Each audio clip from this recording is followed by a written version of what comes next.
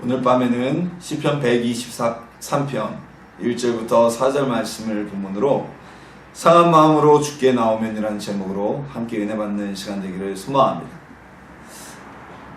우리가 보다 보면요, 가지고 있는 감기라거나 아니면 이런 여러 가지 질병 증상에 따른 대표적인 의약품들이 있습니다. 예를 들어서요, 소화불량에는 가스활명수, 그렇죠? 그리고 두통, 치통에는 개보린 또는 펜잘, 아니면 감기 기운에는 쌍화탕, 기침 감기에는 판피리네스, 이런 대표적인 증상에 따른 의약품들이 있죠. 감기 기운에는 쌍화탕이라고 얘기하지만 사실은 그 쌍화탕이 감기에 먹는 약이 아니라고 합니다. 갈근탕이 감기에 먹는 약이고요. 쌍화탕은 감기약이 아니라고 하는데요. 그럼에도 많은 분들이 아직까지 감기는 쌍화탕, 이런 공식이 있기 때문에 쌍화탕을 찾게 되죠. 자, 우리가 몸이 아프면 이렇게 증상에 따른 각각의 의약품들이 해당되는 의약품들이 있는데요. 그럼 우리 마음이 아프면 또는 우리의 삶이 고달프면 우리는 어떤 대표적인 처방을 받고 어떤 약을 먹어야 할까요? 자, 삶이 고달프고 마음이 아픈 데에는 처방이 없습니다. 대표적인 약이 없습니다. 그래서 이 처방을 모르기 때문에 술을 마셔서 그 아픔을 또는 삶의 고달픔을 달래다가 알코올 중독 또는 간 질환 등 여러 가지 질환으로 건강을 해치기도 합니다. 또는 도박과 향락으로 자신의 마음 아픔과 고달픈 삶을 이기려 하다가 폐인이 되는 경우를 우리는 수없이 볼 수가 있습니다. 사람들이 고달플 때, 삶이 아플 때, 마음이 아플 때 우리는 어떤 처방으로 치유를 받을 수가 있을까요? 그러한 데에는 어떠한 대표적인 약이 있을까요? 이것은 성도님들 뿐만이 아니라 예수님을 믿지 않는 불신자들도 모두 포함되는 처방인데요. 오늘 우리의 삶이 고달플 때, 우리의 마음이 아플 때, 우리가 힘들 때 어떻게 처방을 받아야 되는지, 그 아픔을 이길 수 있는 처방을 함께 나누는 시간 되기를 예수님의 이름으로 소망합니다. 자, 사람의 마음은요, 우리 스스로 통제할 수 없다는, 통제되지 않는다는 특징을 가지고 있습니다. 이 마음의 어려움이라는 것은요, 우리 생각에서부터 시작이 되죠. 근데 우리 생각은 우리 어떤 이성의 제어를 받지 않습니다.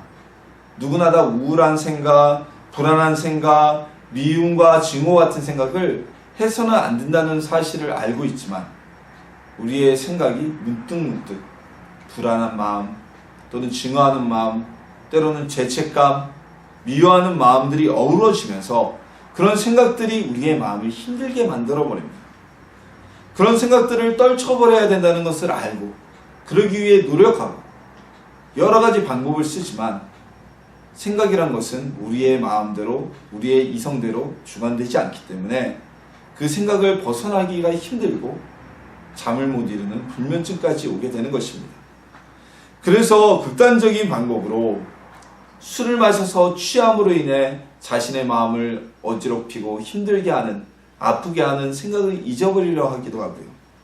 마약을 통해 환각을 통해서 자신의 혼란을 가져오는 생각을 통제하려고도 합니다. 우리가 의학적으로는 신경안정제 또는 여러 가지 호르몬제들을 투여해서 우리를 불안하게 만들고 힘들게 만드는 그 마음의 생각들을 이겨내보려고, 또한 생각으로 인해 예민해진 우리의 몸과 마음을 다스려보려고 합니다. 하지만 이런 모든 처방들은요, 방법들은요, 근본적으로 우리의 생각을 잡아주지 못합니다. 생각을 바꾸지 않는 한 임시적인 처방이 될 뿐입니다. 술이 깨면 우리는 또다시 생각에 사로잡히게 됩니다. 마약의 환각에서 벗어나면 또다시 우리를 괴롭히는, 마음을 아프게 하는 그 생각에 사로잡히게 됩니다. 신경 안정제를 끊으면 또다시 그 생각에 사로잡히기 때문이죠. 사람이 1년 365일 24시간 내내 술에 취해 살 수 없고, 사람이 마약에 찌들어 살 수 없고, 의약품에 찌들어 살 수 없는 것처럼 우리는 이 마음의 생각을 벗어날 수가 없습니다. 그렇다면 우리를 괴롭히는 이 마음을 아프게 하는 생각에서 벗어날 수 있는 방법은 무엇일까요? 그 처방은 무엇일까요? 간단합니다. 바로 하나님께로 나오는 것입니다. 창세기에 보면 야곱의 12아들 중에 11번째 아들인 요셉의 이야기가 기록되어져 있습니다. 이 요셉은요, 형제들에게 배신을 당했습니다. 자, 우리가 피는 물보다 진하다는 말을 하죠. 아무리 미워도 한 아버지에게서 태어난 형제들이, 특히나 요셉보다 훨씬 나이가 많았던 그 형들이 어린 요셉을 죽이려 했고, 그리고 죽이지는 않았지만 그 요셉을 노예로 팔아먹었습니다.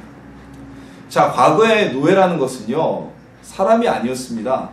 노예는 그저 말을 알아듣고, 그리고 말을 따를 수 있는 학습 능력이 뛰어나고 일 잘하는 가축과 일반이었어요. 그래서 노예는 내 재산처럼 돈을 주고 사고 팔기도 했고요. 노예를 죽인다고 해서 처벌받는 주인은 아무도 없었습니다. 야곱은 이스라엘 가나안 땅의 아주 유력한 대족장이었습니다. 야곱의 족속이 움직이면 한 성을 멸족시킬 정도로 강력한 군사력과 또한 많은 이들을 압도할 수 있는 재산을 가지고 있는 대족장이었어요. 그 야곱의 아들 중에서도 특별히 사랑을 받아서 채색옷을 입고 다녔던 11번째 아들인 요셉은요, 이 사람이 노예가 되었다는 것은 하루아침에 부잣집 귀둥이가 천둥이가 되어버린, 말 그대로의 정말 나락으로 떨어진 모습을 가져버리게 되고 만 것입니다. 자, 요셉이요, 형들에게 미움받을 짓을 한 것은 사실입니다. 그 형들의 잘못을 아버지에게 고자질했고, 그래서 사랑을 받았고요. 그리고 자신이 아버지와 어머니와 형들을 압도하는 우월한 존재가 될 것이라는 꿈 이야기를 당당하게 여기저기 떠벌리고 다녔습니다. 하지만 그런 일 때문에 형들이 자신을 죽일 수도 있다는 생각을 했다면 요셉은 그런 말을 하고 다니지 않았겠죠. 이 영특한 아이가. 그런데 그런 형들이, 그래도 형제라고 생각했던 그 형들이 요셉을 죽이려 했고 노예로 팔아넘겼습니다. 자, 노예는 사람이 아니었다고 말씀드렸죠. 가축이나 십시일반이었어요. 요셉이 노예가 됐을 때 어떤 마음을 먹을 수가 있었을까요? 만약에 요셉이 하나님 앞에 나가지 않았다면 요셉은 엄청난 배신감 그리고 분노에 쌓여있을 겁니다. 밤마다 잠을 이루지 못했을 겁니다. 그래도 형제인 나를 죽이려 했고 나를 노예로 팔아먹어? 어떻게 그럴 수 있지? 내가 잘 돼서 너희를 꼭 복수해버릴 거야. 내가 너희를 어떻게 하나 보자라고 그 배신감과 분노 때문에, 미움 때문에 아마 잠을 이루지 못했을 것이고요. 배신감과 분노에 잠을 이루지 못하던 요셉은 당연히 노예 생활에 적응하지도 못하였을 것이고 주인의 사랑을 받기보다는 벌을 받고 매질을 당해야 됐을 것입니다. 그런데 성경을 보면요, 요셉이 그러지 않았다고 기록하고 있어요. 요셉은 가는 곳마다 사랑을 받는 사람이었습니다.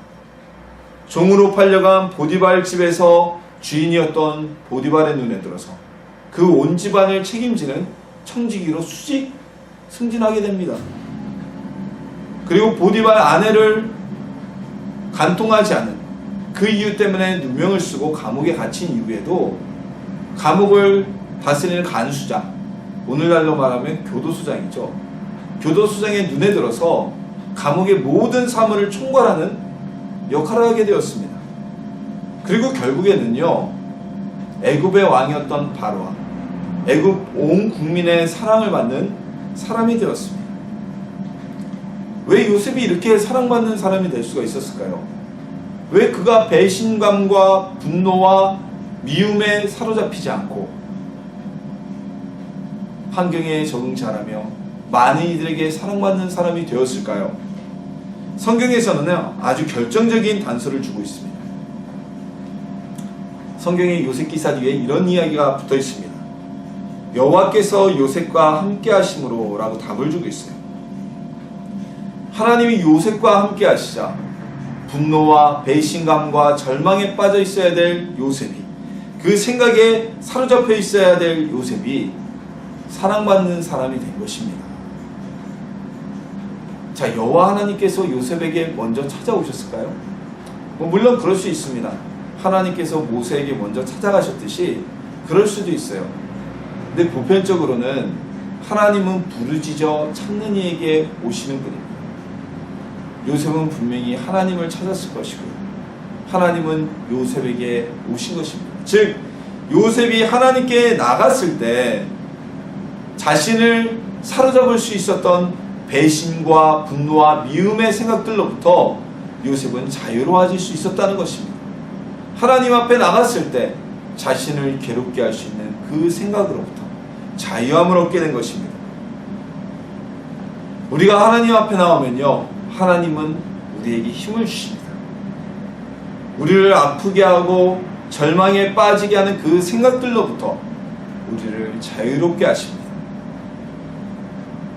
고통은요, 우리가 겪는 마음의 아픔과 삶의 고통은요, 오늘 내가 처한 그 상황 때문에 힘든 게 아니죠.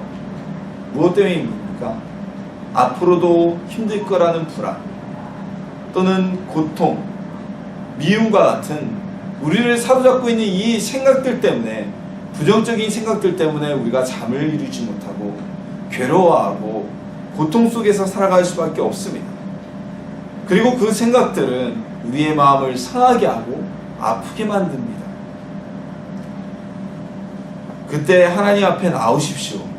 마음이 아플 때 상한 마음을 가지고 하나님 앞에 나오십시오. 하나님은 우리의 상한 마음을 치유하시고 우리가 그 생각 속 우리를 불안하게 하며 분노하게 하며 죄책감 가운데 빠지게 하는 그 생각들로부터 자유롭게 하시고 우리를 건강함으로 이끌어 주실 것입니다. 그렇다면 우리가 힘들 때 하나님 앞에 이렇게 담대히 나갈 수 있는 근거가 무엇일까요? 그 이유가 무엇일까요? 다른 종교에서는요, 신에게 어떤 선물을 받기 위해서는 내가 무언가 대가를 지불해야 됩니다. 뭐 그런 얘기죠. 쉽게 얘기해서 심청전에서 신봉사가 눈을 뜨기 위해서는 어떤 대가를 지불합니까? 공양미 3,000석을 바치면 눈을 뜰 거라는 얘기를 듣고 심청이가 공양미 3,000석과 자신의 몸을 바꾸죠. 생명을 바꾸죠. 그러나 우리 하나님의 자녀, 우리 그리스도인들에게 있어서 하나님은 아무것도 요구하지 않으십니다.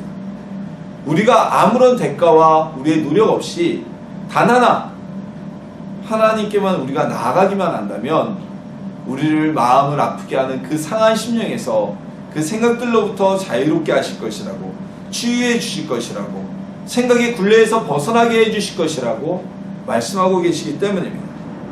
자, 그 근거가 바로 여기에 있습니다.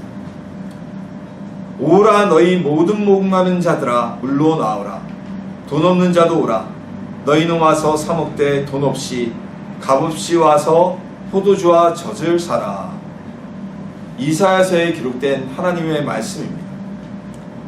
하나님께서는요, 아픔이 있는 자들에게 어떠한 노력과 대가 없이 하나님께만 나오면 해결해 주시겠다고 말씀하고 계신 것입니다.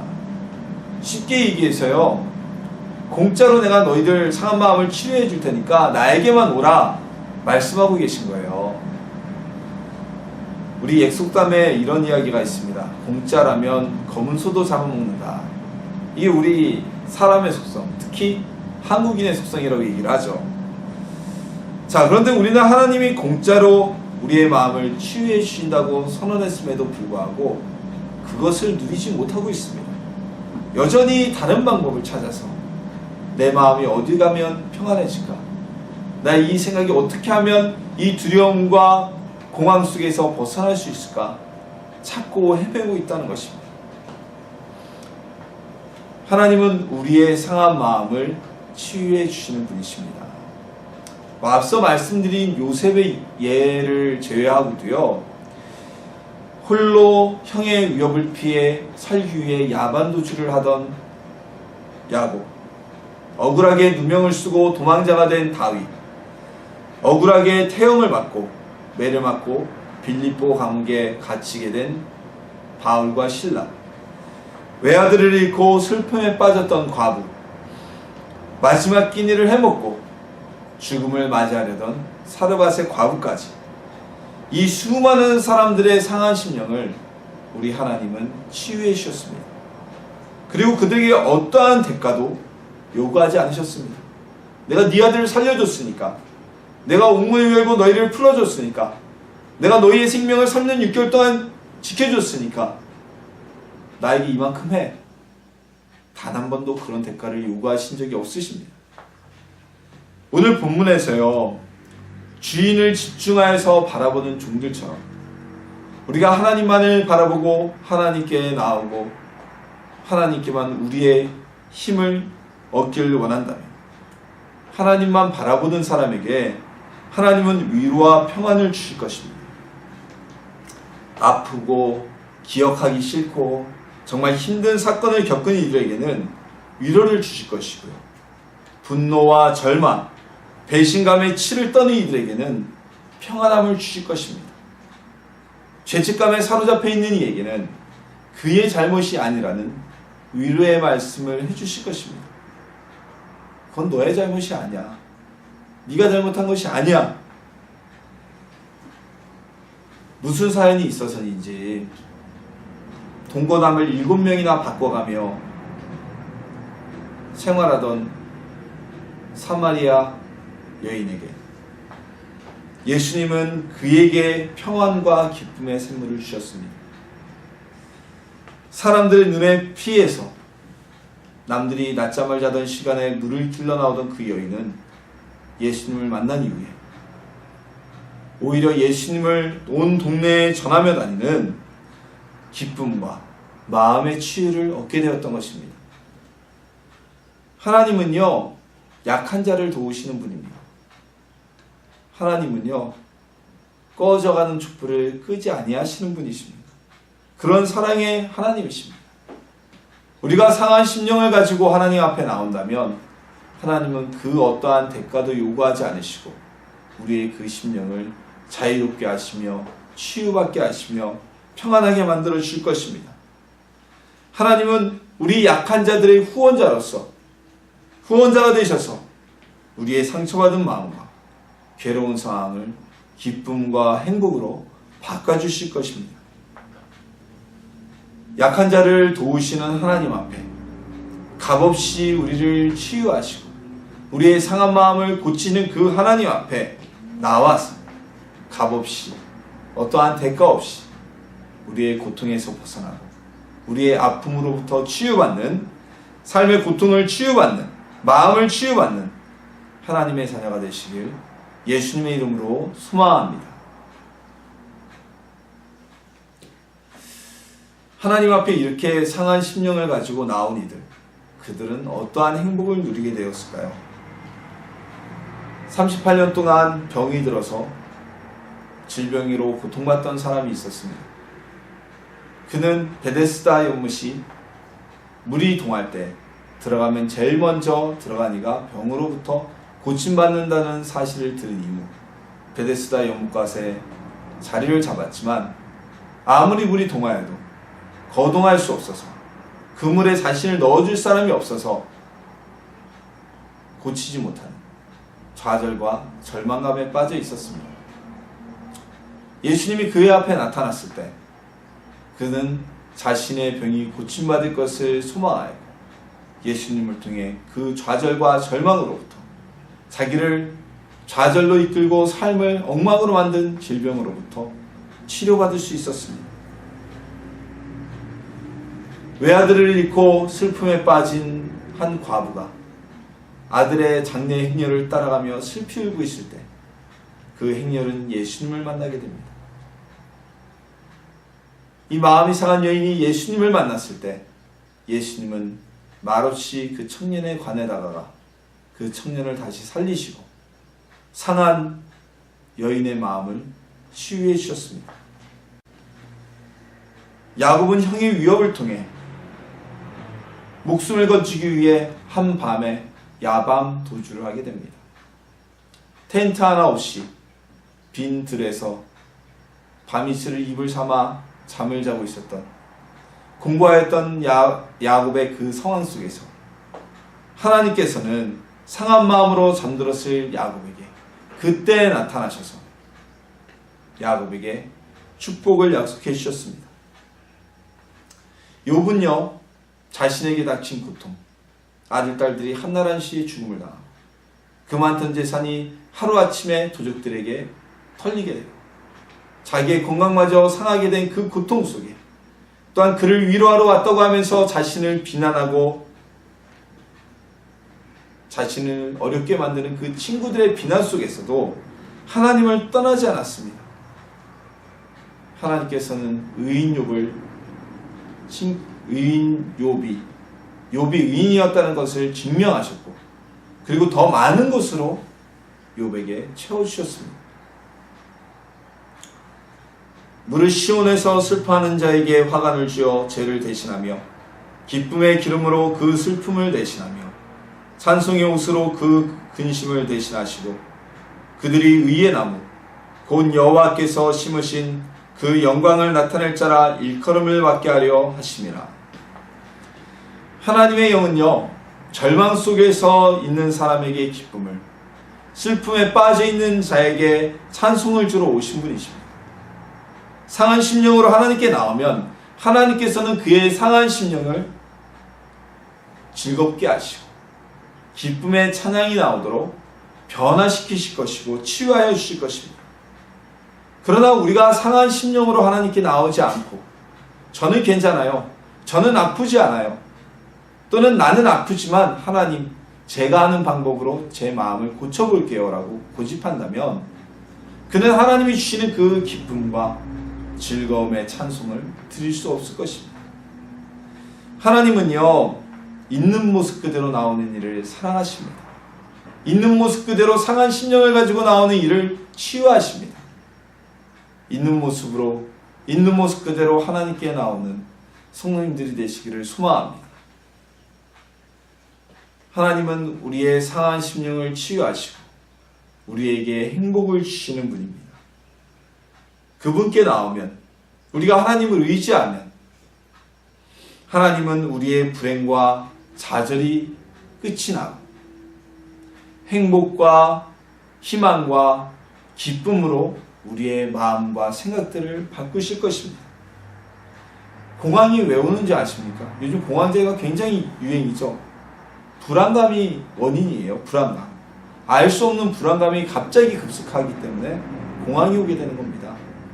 하나님이 우리 가운데 계시고 우리가 하나님 앞에 나가면 하나님은 우리를 힘들게 하는 그 생각들을 기쁨과 즐거움의 생각, 희망의 생각으로 바꿔주신다는 사실입니다. 하나님을 의지하여서 하나님 앞에 나와서 우리의 불행이 행복으로 바뀌고 우리의 불안이 안정감으로 바뀌고 우리의 슬픔이 기쁨으로 바뀌는 그 축복을 누리는 하나님의 자녀가 되시기를 예수님의 이름으로 소망합니다. 과거 우리가 의학이 발달하지 못하고 상식이 이렇게 저변하지 못했을 때에는 이런 방법이 있었다고 합니다. 이가 너무 아프면요, 석유를 묻힌 심지에 불을 붙이고 불을 꺼서 그 뜨거운 심지를 충치가 있는 이에 물었다고 해요. 일시적으로 진통은 됐을지는 모르죠. 하지만 그럼으로 인해서 신경조직은 파괴되고 이는 더 상했을 겁니다. 더 심한 예도 있어요. 배탈이 나면 화약 있잖아요, 화약. 포탄이나 총 뒤에서 나오는 화약을 갈아 마셨다고 합니다. 약이라고. 그 중금속 덩어리인 화약을 먹었다는 거죠. 이처럼 잘못된 민간요법은 우리의 건강을 악화시킵니다. 제대로 된 처방만이 우리의 건강을 지킵니다. 각종 질환의 대표적인 의약품들이 있습니다. 그 의약품들은 그 질환에 많이 잘 듣고 많은 사람들이 먹는 의약품입니다. 하지만 안타깝게도 우리의 마음이 아플 때 그 상한 심령에 처방될 수 있는 대표적인 의약품은 없습니다. 오늘 우리는 말씀을 통해서 우리 상한 심령의 가장 확실한 처방전이 무엇인지 함께 나누었습니다. 왜 우리가 상한 심령을 가지고 하나님께 나와야 되는지 말씀을 나누었습니다. 우리 마음의 아픔은요, 이 마음의 아픔은 바로 생각의 문제입니다. 하나님은 우리의 생각을 멈추게 하시고 바꾸게 하시는 분입니다. 사단은 끊임없이 우리에게 불안하고 분노하고 죄책감을 갖게 하고 좌절하게 하는 부정적인 생각들을 우리에게 집어 던집니다. 하지만 하나님께 나오면 하나님은 그런 생각들이 모두 다 소망과 기쁨과 희망의 생각으로 바꾸게 만들어 주시는 겁니다. 하나님께 나가면 우리 마음은 쉼을 얻게 됩니다. 우리는 하나님께서 주실 소망을 바라볼 수 있습니다. 하나님께서 주실 치료를 바라볼 수가 있습니다. 그렇기에 상한 심령을 가지고 간절한 눈으로 하나님을 바라본다면 그는 하나님께 나올 수가 있게 되고요. 그리고 이런 모든 치유 과정을 하나님이 진행해 주실 것입니다. 공짜로 어떠한 값도 없이 어떠한 대가도 없이 우리를 치료하시고 우리의 생각이 바뀌게 하시고 우리의 상한 마음이 치유되게 하실 것입니다. 그렇게 우리는 부담없이 하나님께 나올 수가 있습니다. 대가를 지불하는 것이 아니기 때문에 거저 우리에게 치유하여 주신다고 약속하신 하나님의 그 은혜 때문에 우리는 거저 하나님께 나올 수가 있는 겁니다. 하나님께 나오면 죄 대신 화가, 슬픔 대신 기쁨과 찬송이 주어질 것입니다. 이러한 대표적인 처방을 모르고 오늘도 많은 이들이 상한 심령을 부여잡고 살아갑니다. 고통 속에서 몸부림칩니다. 하나님이 아닌 다른 곳에 가서 그 마음을 해결해 보려고 합니다. 망각하려고 합니다. 그러다가 중독에 이르고 있습니다. 상한 심령으로 하나님 앞에 나오시길 소망합니다. 하나님 앞에 있는 모습 그대로 오십시오. 우리가 하나님 앞에 나올 때는 정말 슬픔과 근심과 걱정과 울음으로 나올지라도 우리가 돌아갈 때는 기쁨과 행복과 즐거움과 웃음으로 돌아가게 하실 것입니다. 그렇게 될 것입니다. 오늘도 상한 마음을 가지고 계신 분들, 마음속에 오래된 아픔이 있는 분들, 상한 심령의 대표적인 처방인 하나님께 나오길 소망합니다. 그 하나님께서 우리의 상한 마음을 아무런 대가 없이, 값 없이 완벽하게 우리의 생각을 완전하게 고쳐주실 것입니다. 하나님께 나와 상한 심령의 치유를 받는 복된 성도님들이 되시기를 예수님의 이름으로 축원합니다.